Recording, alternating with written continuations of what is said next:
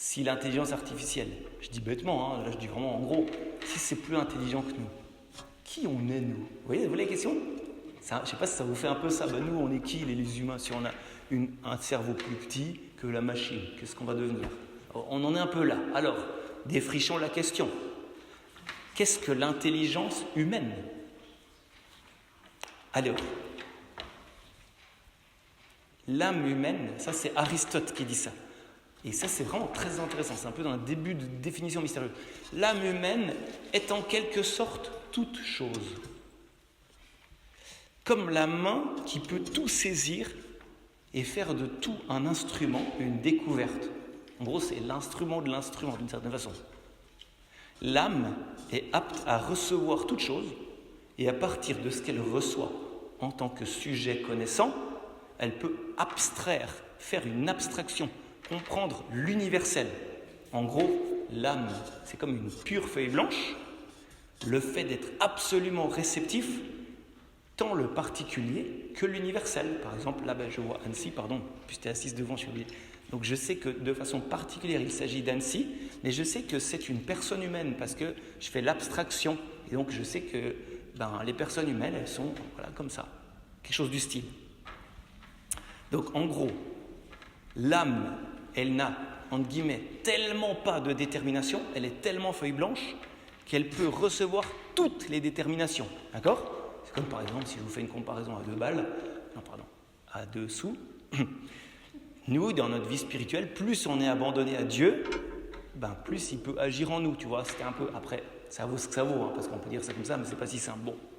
Mais déjà avec ça, juste avec cette petite définition, on a déjà 2 différences fondamentales avec l'intelligence artificielle. L'intelligence artificielle, c'est l'informatique, c'est des 0 et des 1.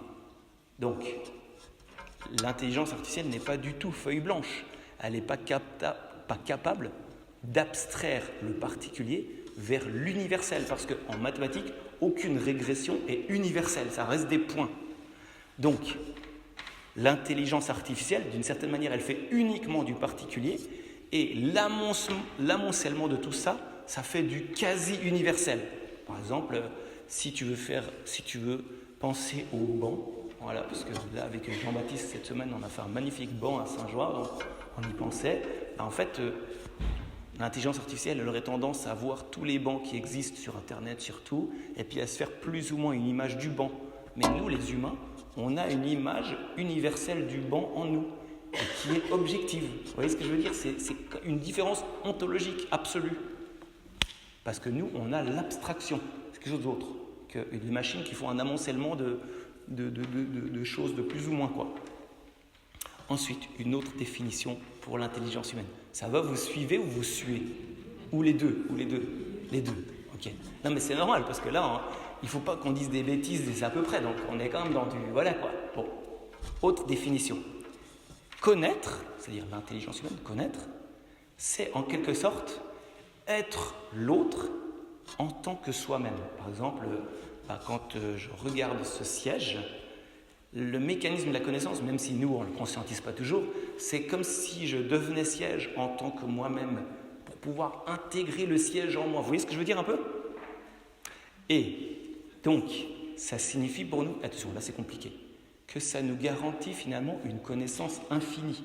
Ce n'est pas une connaissance objective infinie, parce que bien sûr, même si Elon Musk veut faire une compagnie pour comprendre tout l'univers, ça veut dire qu'il ne l'a pas compris, pour commencer. Donc il n'a pas une connaissance infinie. Bon, mais c'est plutôt au sens subjectif, parce que si c'est quelqu'un qui connaît, au sens où je connais en tant que moi-même, ça signifie que finalement, c'est une totalité, un ensemble, un tout qui connaît, et donc, au fond, la connaissance, elle est une certaine plénitude. Alors que justement, comme par exemple ChatGPT, ça fonctionne avec 175 milliards de paramètres, alors là, on est affolé, on trouve ça incroyable.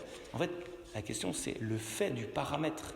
Donc, l'intelligence artificielle connaît via les paramètres qui sont des trucs, quoi.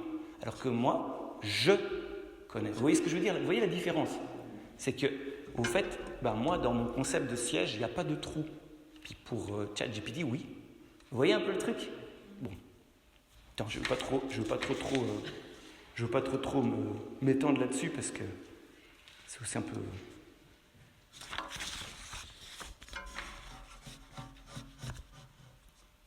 ça que justement ce fameux gars qui s'appelle Luc Julia, il disait que l'intelligence artificielle n'existe pas, parce qu'au fond, il n'y a pas d'intelligence au sens plénier, il n'y a pas une intelligence du siège, il y a plein d'amas de connaissances, mais il n'y a pas une intelligence. Et donc, c'est très intéressant, parce que en fait, le gars qui dit ça, c'est un gros scientifique, mais il fait la méga affirmation métaphysique. En gros, il dit ça, saint Thomas d'Aquin aurait peut-être dit la même chose. Je ne sais même pas s'il connaît saint Thomas d'Aquin, le gars. Et moi, c'est ça qui me fait rigoler, c'est qu'il y a un peu des tuilages de... Bon, voilà. Mais c'est très métaphysique, son affirmation. Bon. Alors, on passe à la troisième intelligence, ça va ?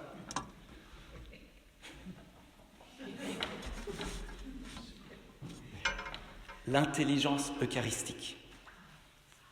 Alors, c'est inéquivoque. Oui, on va respirer un peu, exactement. C'est pas une faculté en nous, bien sûr. C'est comme une perception, une façon de voir la réalité. Bon, l'intelligence eucharistique, c'est celle qui pense sa propre vie et toute chose à partir de la bonté absolue, à partir du fait que tout est don. Puis vous voyez, juste quand je vous dis ça, déjà, alors ça fait une sorte de recul, cette espèce de monde hyper séquentiel et anonyme à la fois. L'intelligence eucharistique, c'est entre guillemets l'intelligence humaine bénie par la grâce. L'intelligence eucharistique, elle reconnaît l'au-delà de toute chose, c'est-à-dire Dieu lui-même, le donateur, et en même temps l'oméga. Et aussi, elle reconnaît l'autre, la communauté humaine, elle reconnaît le fait que je ne suis pas moi tout seul. Une machine ne peut jamais penser à une chose pareille, bien sûr, évidemment. Mais par exemple, je reconnais que Yves, c'est moi, un peu. Bon, bien sûr, c'est pas moi, on ne va pas exagérer non plus, mais on est l'Église, on est la communauté humaine. Vous voyez ça ? C'est pas une question d'intelligence brute, mathématique, c'est pas possible de dire ça. C'est seulement en tant qu'homme, et en tant qu'homme béni par la grâce, que je peux accueillir l'autre. Et donc, la base de l'intelligence eucharistique, c'est très facile et c'est très difficile. Aime ton prochain comme toi-même. Alors, je ne sais pas si vous avez déjà demandé à la machine d'aimer, c'est un peu bizarre. Bon. Et aimez-vous les uns les autres comme je vous aime. Et là, le comme, c'est grave. Parce que vous savez comment Jésus nous a aimés, comme ça ? Tu vois, ça dépasse largement la sagesse humaine. Là, du coup, vous voyez, on est à un niveau plus haut. L'intelligence eucharistique, elle a la compréhension que Dieu s'est anéanti pour nous. On l'a célébré tout à l'heure dans l'Eucharistie. Elle reconnaît que du coup, nous-mêmes, on peut aussi s'anéantir en adoration, par amour devant lui. Vous voyez, le mot anéantissement ici, c'est un peu comme l'euphémisme de l'amour. C'est pas bien sûr se supprimer, on ne va pas se supprimer, c'est débile. D'ailleurs, on serait déjà mort depuis longtemps, puisqu'on a tous communié au corps de Jésus. Bon, voilà, c'est pas ça, mais c'est le fait que c'est la logique du ciel. Vous savez, la logique du ciel, c'est que l'autre m'est tellement cher, il m'est tellement cher, je l'aime tellement, qu'en lui donnant toute la place, je trouve la mienne. Allez comprendre ça avec un algorithme, d'accord ? Donc là, l'intelligence artificielle est dépassée, parce qu'elle, bien sûr, elle fonctionne par 0 ou par 1. Quand c'est 0, c'est pas 1, ça on est d'accord. Donc elle fonctionne par exclusion. Alors que justement, la logique du ciel, la logique eucharistique, c'est que justement, l'inclusion d'un fait l'inclusion de l'autre. Donc en fait, c'est plus inclusif, quoi. Non mais là, je dis ça un peu pour rire, mais vous voyez ce que je veux dire. Bon. Après, j'irai encore un peu plus loin. Puis ça va débuter aussi une autre réflexion qui est le fond de la réalité. C'est ceci, c'est que toute personne, chacun d'entre nous, et qui qu'on soit, même tous ces scientifiques dont on parle, tout ça, de près ou de loin, d'une manière ou d'une autre, on est appelé par Dieu à trouver le fond de la réalité, ou disons le fond eucharistique de la réalité. C'est pas un fond, on va dire, où il n'y a rien. Tu vois, plus tu creuses, plus tu vois qu'il n'y a rien au fond. Tout est vanité, tout ça, un truc un peu du style, tout est écume au sommet de la mer qui disparaît aussitôt. Ça, c'est ce qu'on appelle le nihilisme. Non. C'est pas non plus, le fond de la réalité n'est pas non plus un fond statique qui ne bouge pas. Ça, c'est le fatalisme. De toute façon, Dieu le voulait, quoi. C'est le destin, quoi. Mektoub, quoi. C'était écrit, tout ça. C'est statique, en fait. T'es une marionnette, t'as pas de liberté, tout ça. Bon. Non, le fond de la réalité, c'est un fond plutôt étincelant de vie et de dynamisme, quoi. Et c'est vrai que le Dieu eucharistique, il donne à chacun la vie, le mouvement et l'être. Et justement, le Seigneur, il nous donne cette connaissance de fond à travers justement un sacrement qui paraît statique. Vous voyez un peu le truc ? Ce soir, on va faire, non, même cet après-midi, on va faire l'adoration eucharistique. Je vous préviens que Jésus ne bougera pas. En tout cas, l'hostie, voilà, elle ne bouge pas. Et du coup, c'est comme si l'expérience de la foi, elle était absolument incontournable pour trouver le vrai fond de la réalité. Et donc, voici ce que dit cette expérience.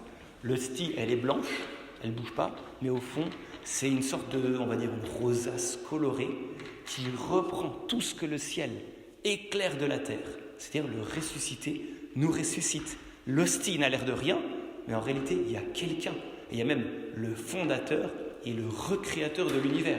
Alors que justement, quand tu parles à l'application Replica, là que je vous disais, en fait, tu as vraiment l'impression d'une présence, mais il n'y a vraiment personne. Vous voyez un peu la différence, c'est ça qui est étrange, ça fait une sorte de retournant. L'hostie, tu as l'impression qu'il n'y a personne, mais il y a vraiment quelqu'un, mais alors il y a vraiment quelqu'un, avec majuscule. Puis Replica, tu as vraiment l'impression qu'il y a quelqu'un, il n'y a personne.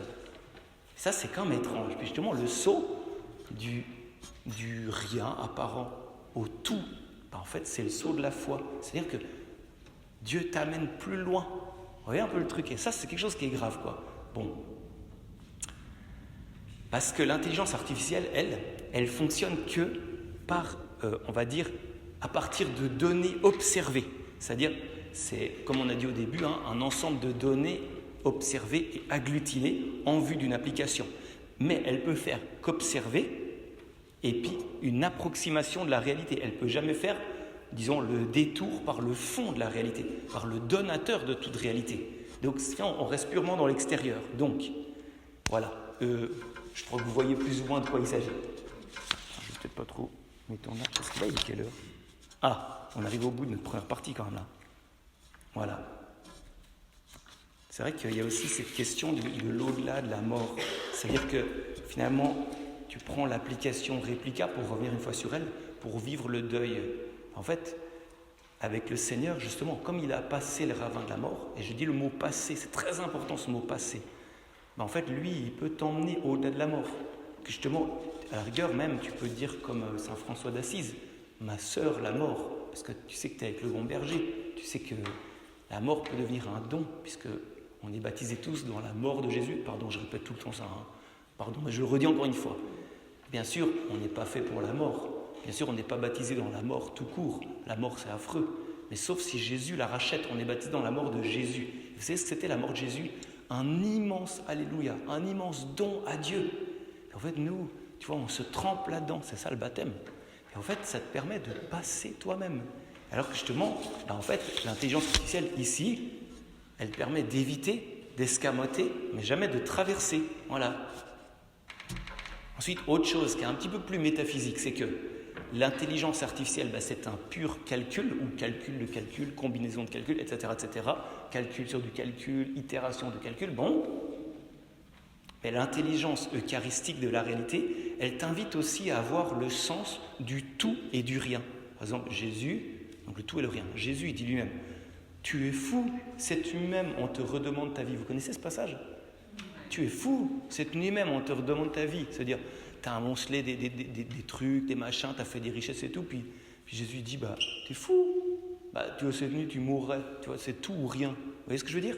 Ça, la machine, elle ne peut pas, c'est du calcul, la machine. Ou bien, par exemple, quel avantage, en effet, un homme a-t-il à gagner le monde entier si c'est au prix de sa propre vie ? Que pourrait-il donner en échange de sa vie ? On est dans le tout ou du rien. Et pire encore, cette citation, celui qui perd sa vie, c'est-à-dire rien, à cause de moi la sauvera, tout.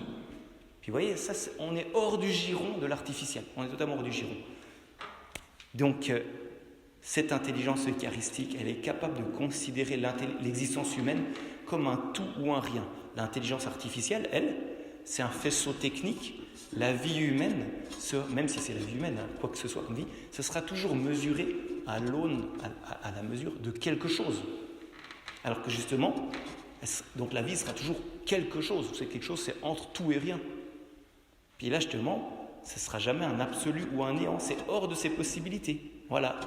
Donc, si la machine te pousse à agir tout simplement par utilité, voilà, c'est son faisceau. Mais tu ne peux jamais agir par pur amour. C'est-à-dire, même à la rigueur, en n'écoutant pas le calcul mathématique, par exemple, de reprendre une troisième fois du dessert, ce qui est, comme c'est la tarte de Catherine qui est vraiment délicieuse, en fait, ce qui est évident pour ma maximisation de mon plaisir en lien avec la taille de mon estomac, etc., c'est un pur calcul, peut-être tu peux te dire non, je ne veux pas le faire. La magie ne peut pas te dire ça. Vous voyez ce que je veux dire? Bon. Donc, je fais une conclusion intermédiaire, puis après ça, on va on va s'éponger le front dehors, puis écouter Beethoven. La 10e symphonie. Aïe, aïe, aïe, je vois déjà les musiciens là. Bon, je dis la conclusion intermédiaire. L'intelligence artificielle est capable de calcul. L'intelligence humaine est capable d'humanité, de sagesse, ce qui inclut le calcul. L'intelligence eucharistique est capable d'au-delà, de paradis, de Dieu, ce qui inclut aussi et la sagesse et le calcul. C'est l'intelligence et la volonté bénie par la grâce. Ou, je le redis, mais d'une autre façon, parce que sinon, ce ne sera peut-être pas assez précis. L'intelligence artificielle, c'est un truc, c'est une chose, c'est comme une sorte d'immense calculatrice. C'est un super Google, quelque chose comme ça. L'intelligence humaine, c'est une faculté qui est greffée dans un sujet, dans un quelqu'un.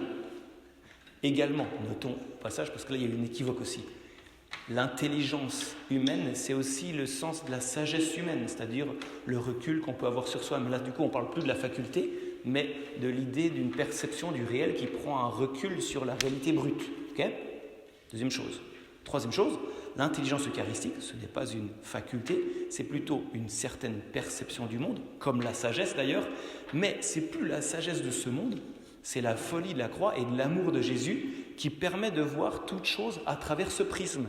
Donc là, en gros, ce que j'essaie de décrire juste maintenant, là, ces petits 3 quarts d'heure qu'on vient de faire, c'était juste qu'il y a différents stades de pénétration du réel. Et entre chacun de ces stades, il y a un saut infini ou ontologique.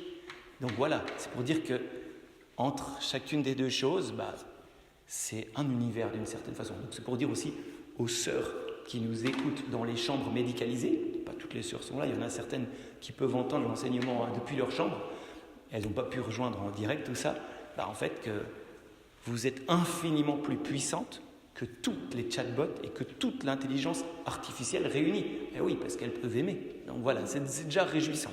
Donc j'espère que je fais remonter un petit peu la courbe grâce à ça et qu'on peut passer tranquillement à la pause.